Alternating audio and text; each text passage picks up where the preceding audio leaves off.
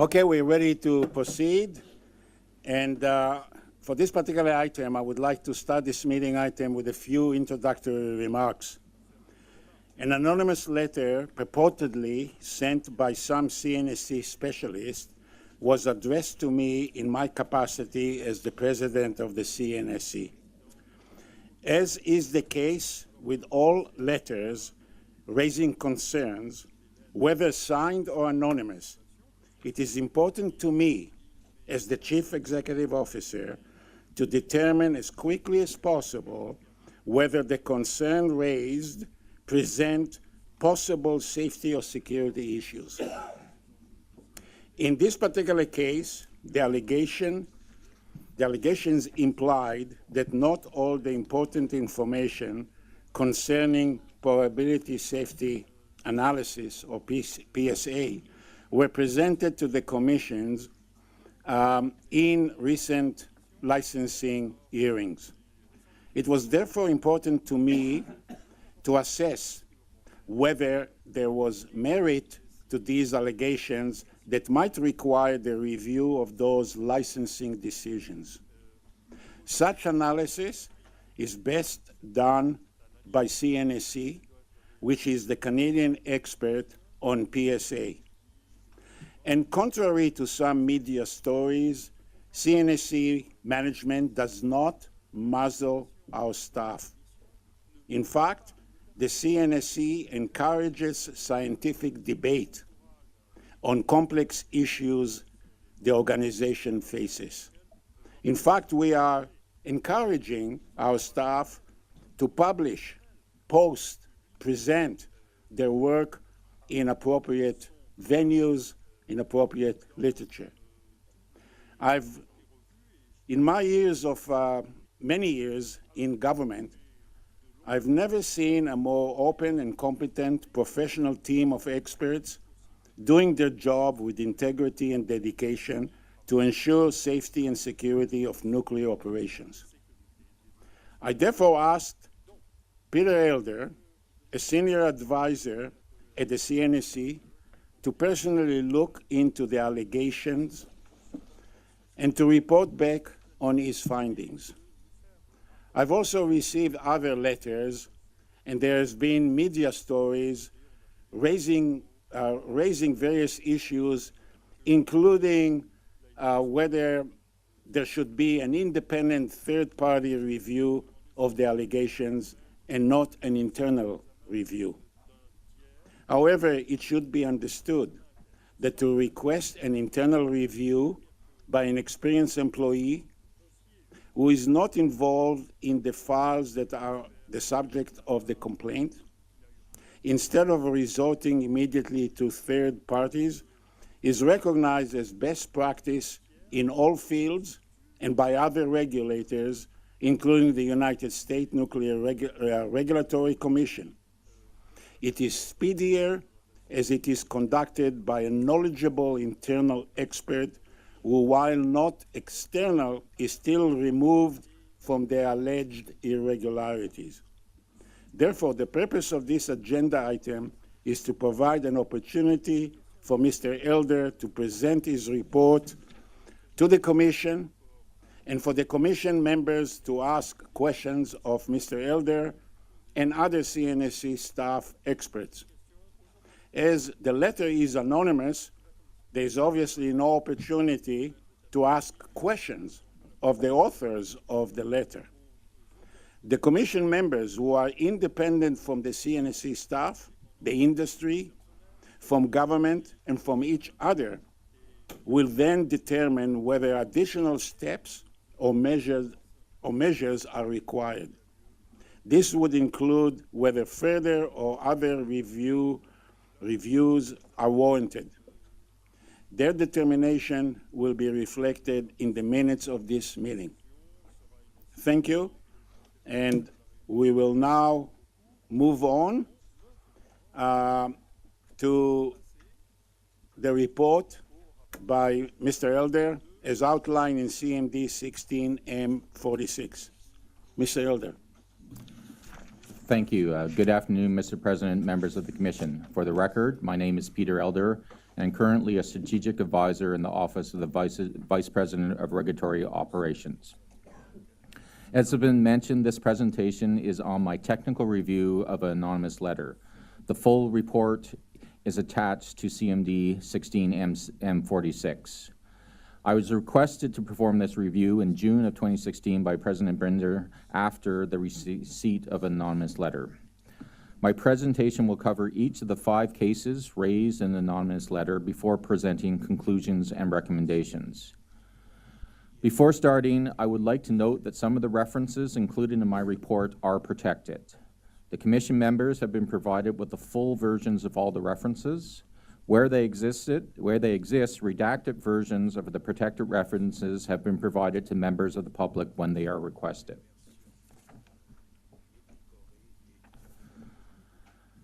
The anonymous letter was received in May of 2016.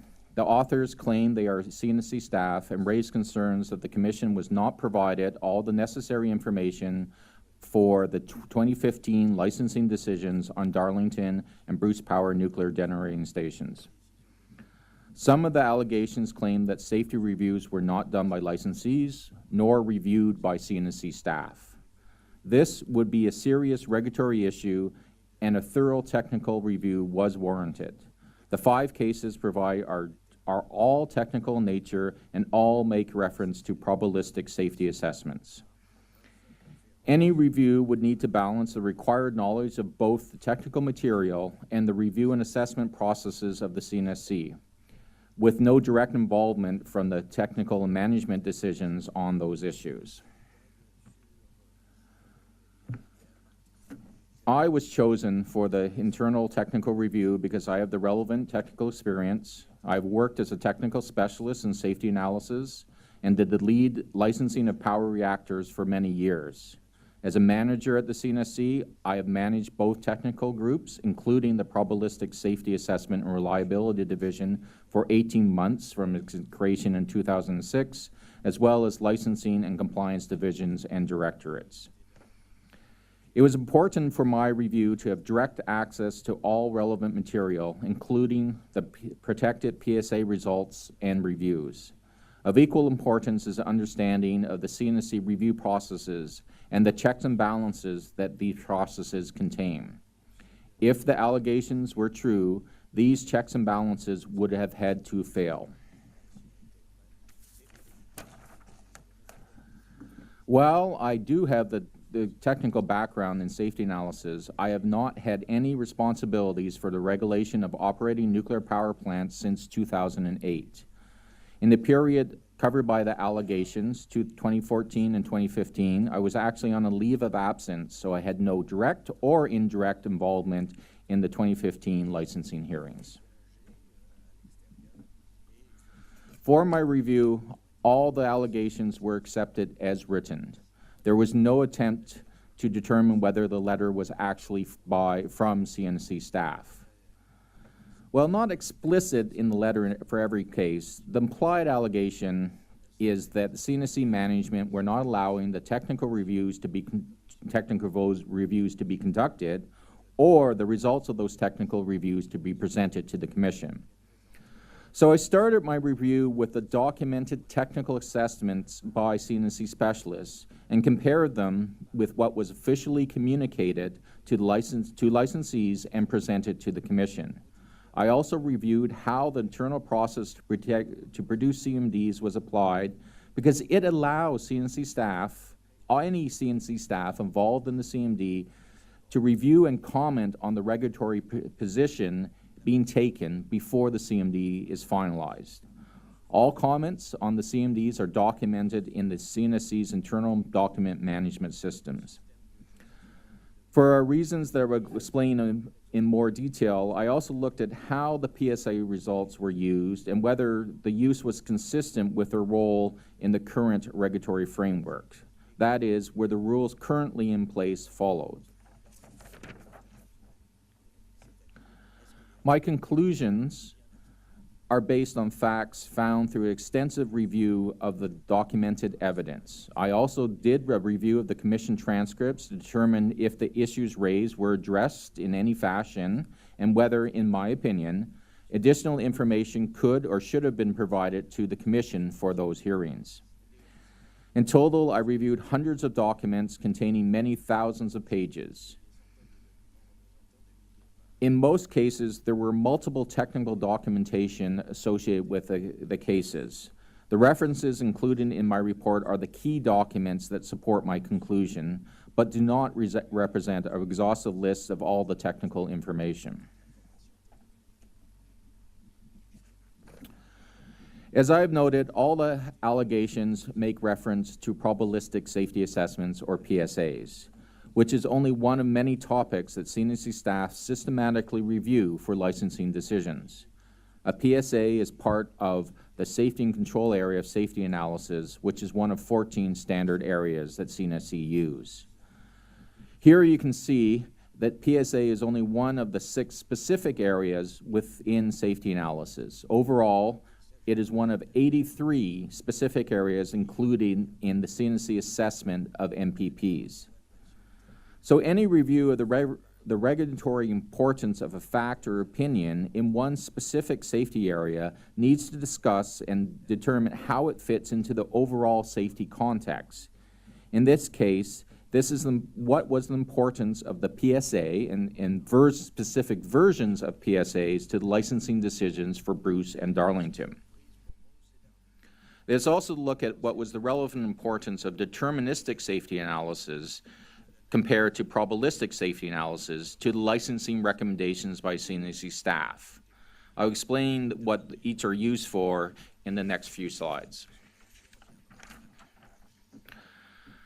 Deterministic safety analysis has always been the main analysis that supports the safety case of MPPs. It is used to set operational limits, and there are very strict rules in place that MPPs must operate within the analyzed configuration, i.e. within their safety report at all times. There are also license conditions that require that prior to any design change, the new configuration must be shown to be within the documented safety analysis, or new safety analysis must be performed. Deterministic analysis is done in a conservative manner, such that it should always bound the operating conditions of MPP. For example, instead of calculating the probability of a failure of a system, deterministic analysis just assumes the system fails.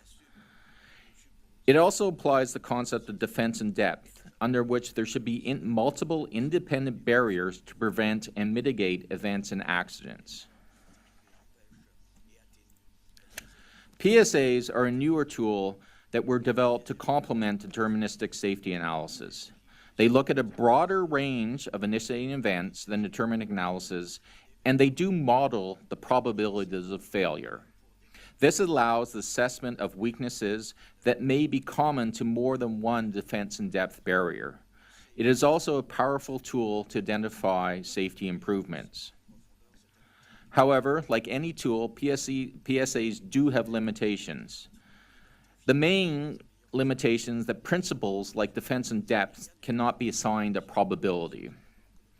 For example, during the refurbishment of Point Lepreau, a third standby diesel generator was added, since strengthened the deterministic defense in depth provisions. However, there was no measurable reduction in risk calculated by the PSA, since the PSA modeled the operational procedures MB Power had been using to compensate for the change in for the only having one diesel generator, or when one diesel generator was out of service.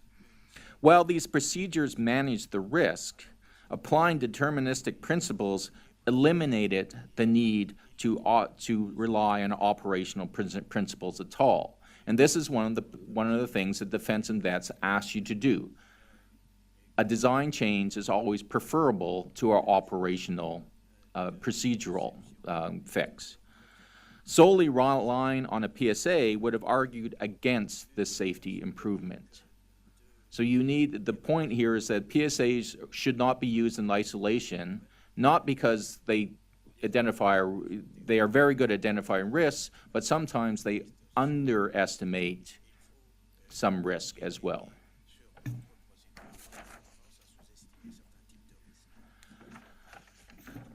Which leads then to the question of what PSAs have been and can be useful for.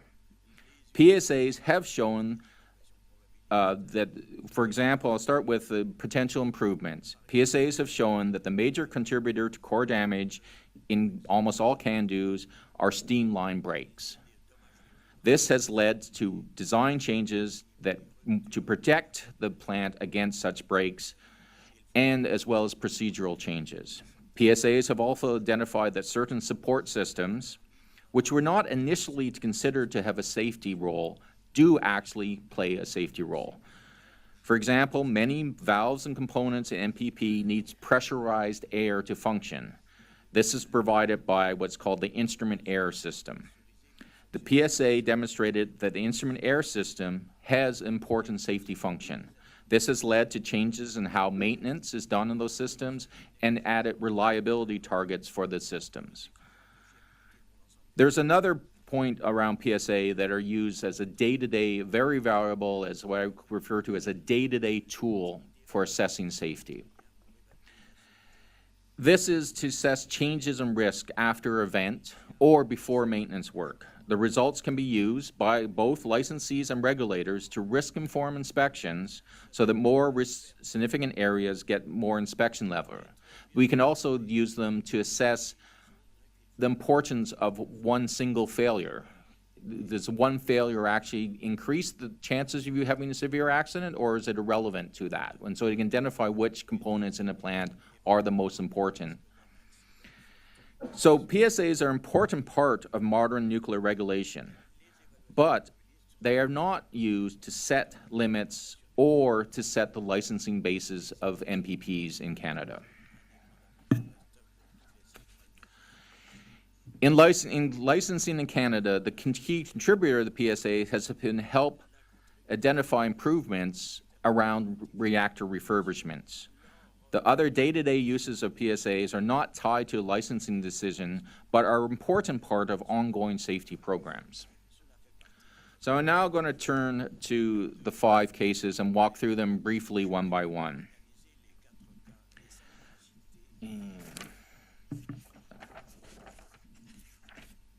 Okay, you're fine.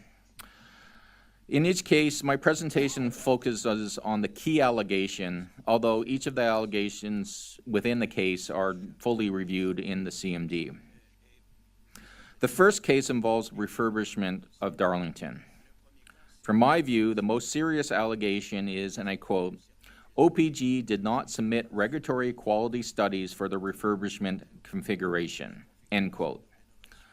This would mean that OPG did not analyze a change to a special safety system, which would be a violation of several license conditions. This change involves the isolation of part of the containment special safety system to allow the refurbishment work. OPG plans to refurbish 1 or 2 out of the 4 units at Darlington, while the remaining ones are in operation. The containment system must remain fully functional to support the operating units. My review found the following facts. OPG does have a safety case for the refurbishment configuration in its safety report. There is operational experience with this configuration from the commissioning of Darlington in the early 1990s and with other refurbishments like Bruce Power. Before the Darlington hearings, CNC staff reviewed the technical basis for refurbishment, looking both at the deterministic and probabilistic analysis submitted by OPG. These reviews did not identify any concerns with the refurbishment configuration. The CNC staff CMD for Darlington is consistent with the results of these technical reviews. In this case, the evidence completely contradicts the statements in the letter. The allegations are unfounded and there's no impact on safety. OPG did analyze the refurbishment configuration. CNC staff did review this analysis and factor it into the reviews for the Commission CMDs. The significance of the change on the PSA was also considered prior to Darlington licensing. and found that it was not considered to be a significant change. And I can explain that in more detail if you want. Like any change to the special safety system, CNSC staff are planning further compliance activities to verify that OPG remains in compliance with its safety case, and that but the necessary safety rules are already in place in the Darlington license.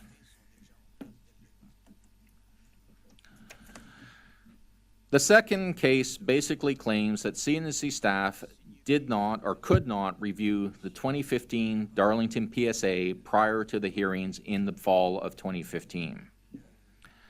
I reviewed the depth of CNSC staff review, taking into consideration the importance of the 2015 PSA and the fact that it was, and in the overall safety case for Darlington refurbishment. The 2015 PSA was an update of the 2011 Darlington PSA. The main purpose the main purpose for the update, according to OPG, was to model the as refurbished Darlington MPP and quantify the reduction in risk from the improvements.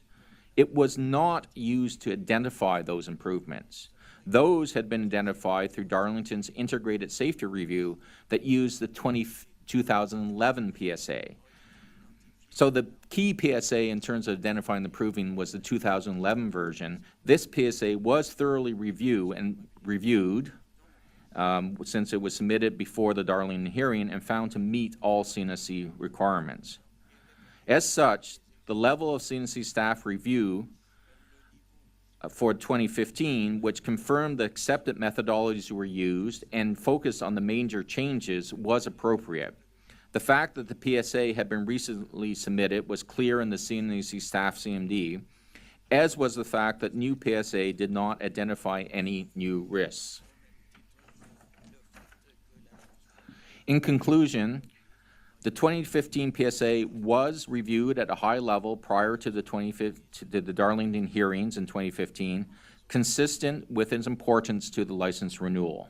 The allegation that CNSC staff did not review the 2015 PSA is unfounded. As is normal, ongoing compliance activities are planned and being conducted around that PSA, but the requirements for that PSA and the acceptance criteria for those compliance reviews are in place in the Darlington license and license condition handbook.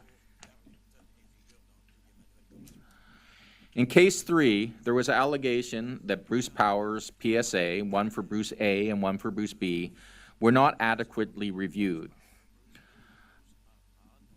Although in this case it is stated that Bruce Power was not compliant with his license, and CNSC, or in this case, there's slight difference from the the Darlington case, where it stated that Bruce Power was not in compliance with the license, and CNSC staff, quote, actively discouraged, unquote, technical staff from reviewing the PSA. In terms of compliance with his license, the license condition is quoted on the slide. The license condition states that PSA shall be performed in accordance with CNSC document S294. S294 requires the licensee to submit the PSA methodologies for CNSC staff acceptance prior to performing the actual PSA. The evidence shows that Bruce Power followed all the required steps in S294, but clearly underestimated the time required to get CNSC staff acceptance. This resulted in the final documentation for the PSA being submitted later than expected, but this was never a license condition. The results of the PSA were available on the date committed to by Bruce Power, but some supporting documentations were submitted about 6 months later. On the depth of review, there was clearly internal disagreement among CNSC staff, not management, but staff, on the level of review necessary given the previous acceptance of the methodologies. But the direction from CNSC management was to conduct compliance activities for input into the licensing CMD. This included an inspection of the PSA conducted on the Bruce Power site. The inspections and assessments all concluded that Bruce Power was in compliance with CNSC regulatory requirements. In conclusion, There was a similar level of review for the Bruce Power PSA as for all other PSA, for example, the 2011 Darlington PSA. All the reviews confirmed that Bruce Power was in compliance with regulatory requirements. Rather than discouraging reviews, CNSC management directed compliance work to be done prior to the Bruce Power hearings. The work was done and concluded that Bruce Power was compliant. So the allegations for case 3 I found to be unfounded. For case 4, the anonymous letter is correct in stating that the Geological Survey of Canada identified some concerns with models that support the 2011 Darlington seismic PSA. So I reviewed what CNSC staff did with the Geological Survey of Canada review and what was the status of the concerns raised at the time of the Darlington hearing. The report by the Geological Survey of Canada was received by the CNSC in February of 2015. Given the nature of the concerns, CNSC staff formally required OPG to provide justification for its model and assess the impacts of the differences in model on the overall seismic PSA. OPG provided the required information in June of 2015. With this additional information, CNSC staff concluded that any underestimation from the model was not significant to the overall risk calculated by the PSA. All this work was done prior to the 2015 hearings. CNSC staff response was completely as expected. They made sure that the issues raised by the Geological Surveys of Canada were addressed by the licensee in a timely manner. In conclusion, the differences in the seismic models were appropriately investigated prior to the Darlington hearings. CNSC staff had sufficient information to conclude that there was no issue of regulatory importance with the differences in the models or any impact on safety. In other words, any uncertainty due to the difference in models would not change the overall regulatory conclusions with respect to the Darlington seismic PSA.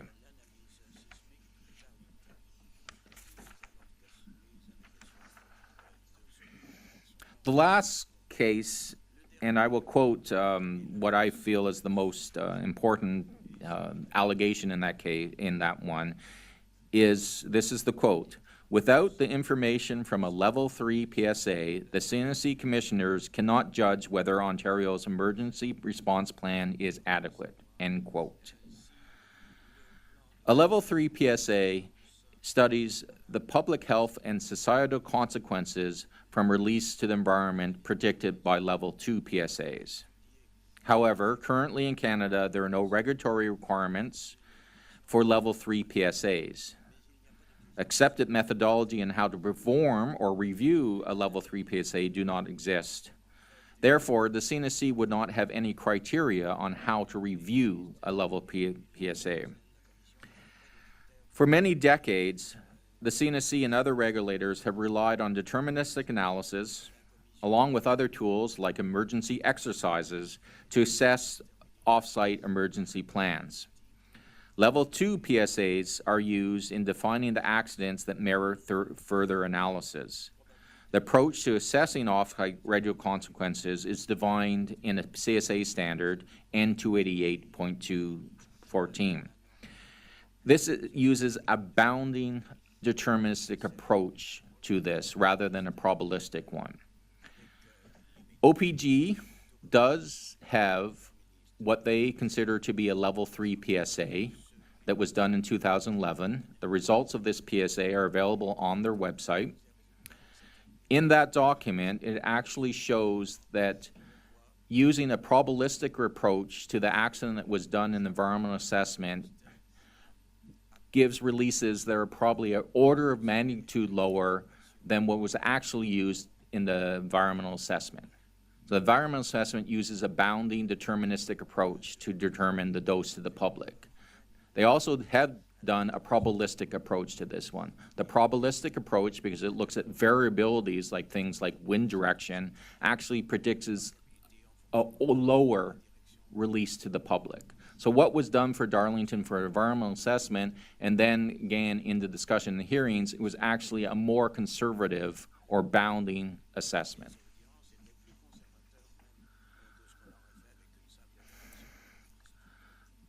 So in conclusion on this one, for the 2015 Darlington hearings, the Commission was provided with information on the consequences of severe accidents, and CNSC appropriately used a deterministic consequence analysis. A level 3 PSA for which there are neither requirements nor acceptance criteria would not be consistent with international regulatory requirements and would really not have added much to that debate. There was a very lengthy debate, you will remember, around the choice of accidents. So I found that the allegation for case 5 that a level 3 PSA was absolutely required to assess this to be completely unfounded. In conducting this review, I've noted some general observations that are common to most of these cases.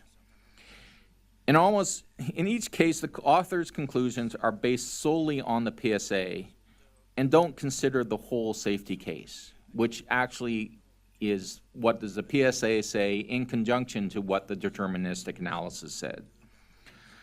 Secondly, I found that some of the allegation didn't present all the facts, even when these were publicly available. For example, the inspection of the Bruce Power PSA was discussed in the staff CMD for the 2015 hearings, and it was clear in that CMD that inspection was important to the CNSC's staff's overall conclusion on the PSA, but it's not mentioned at all in the letter. Finally, the allegations around the shortcomings in the PSAs are not consistent with the document position by the CNSC's PSA specialists. So in conclusion, the CNSC staff positions taken for the 2015 Bruce Power and Darlington licensing hearing are well supported by the technical reviews that were done by CNSC specialists. I found no situation where relevant information from the technical reviews was withheld from the Commission. All the cases overstate the importance of the PSAs with respect to the licensing decision. For example, 2 of the cases raised concern over the 2015 Darlington PSA update when it was the 2011 PSA that was used to help determine the refurbishment improvements. So from a regulatory point of view, the 2011 PSA is much more important than the 2015 one. And this is not to say in any way that PSAs are not important. They are an important tool, and licensees are required to have quality PSA. However, insights from the PSAs are not always the key in terms of determining what a licensing decision should be. While I did not find that any technical merit to the allegations, during the course of the review, I did note some areas for improvement. The first one is specific to PSAs. I found the language in the CNSC's requirements for PSAs open to interpretation. This could be improved to clarify the CNSC's expectations for PSAs and the importance of PSAs in the regulatory framework. As I said at the beginning, PSAs have an important role, and this should be clearly reflected in the CNSC's regulatory documentation. The second is a general observation with respect to technical reviews. The CNSC has a systematic process for developing the regulatory positions taken in CMDs. Expanding this process so that technical reviews that support the licensing are also done in a systematic and risk-informed manner would be useful. Lastly, in technical organizations like the CNSC, there will always be differences of technical and scientific opinion. Hearing and being open to multiple opinions is a part of a healthy safety culture. The CNSC does have extensive tools for staff to raise issues. However, if the authors were CNSC staff, they were clearly not familiar with the tools, since those tools include ones under which they could have had their identity protected if they were concerned about reprisal. Therefore, I recommend that there should be ongoing communication to staff about these processes, and they should be encouraged to use them and encouraged to use the internal processes. That includes my presentation. I'd be happy to answer any questions. Thank you. Thank you.